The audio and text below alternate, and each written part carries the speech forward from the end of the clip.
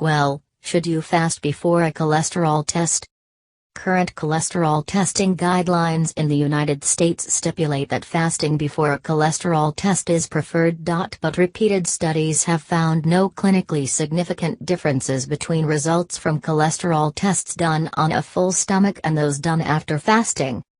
Fasting may provide a more accurate assessment of triglyceride levels, another measure of heart risk. But it doesn't matter if you eat before a cholesterol test if the main goal is to evaluate LDL and HDL cholesterol levels, said Dr. Mary Noreen Walsh, the president-elect of the American College of Cardiology. One of the barriers to getting cholesterol testing done is that patients arrive at the doctor's office not fasting, and then it doesn't get done, Dr. Walsh said.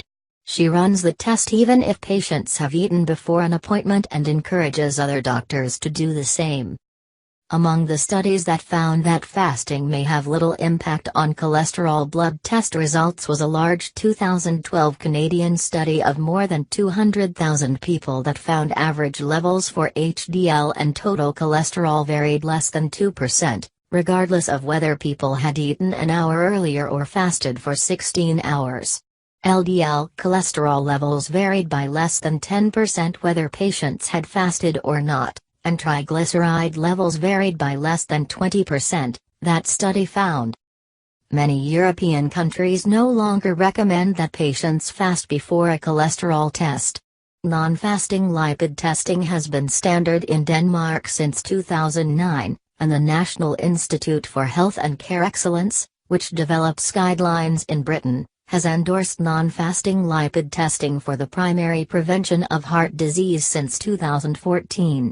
More recently, a joint consensus statement by the European Atherosclerosis Society and European Federation of Clinical Chemistry and Laboratory Medicine reviewed the evidence and agreed that fasting is not routinely required for a lipid profile.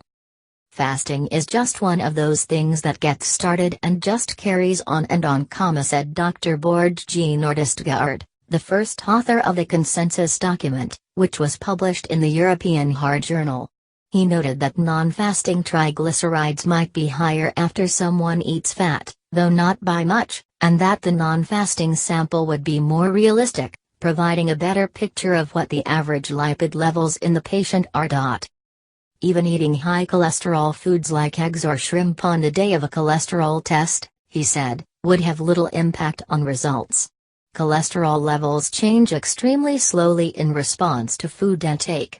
That is why it is so difficult to get your cholesterol down by changing food habits, he said. Eliminating the need to fast just makes it much easier for everybody, Dr. Nordestgaard said.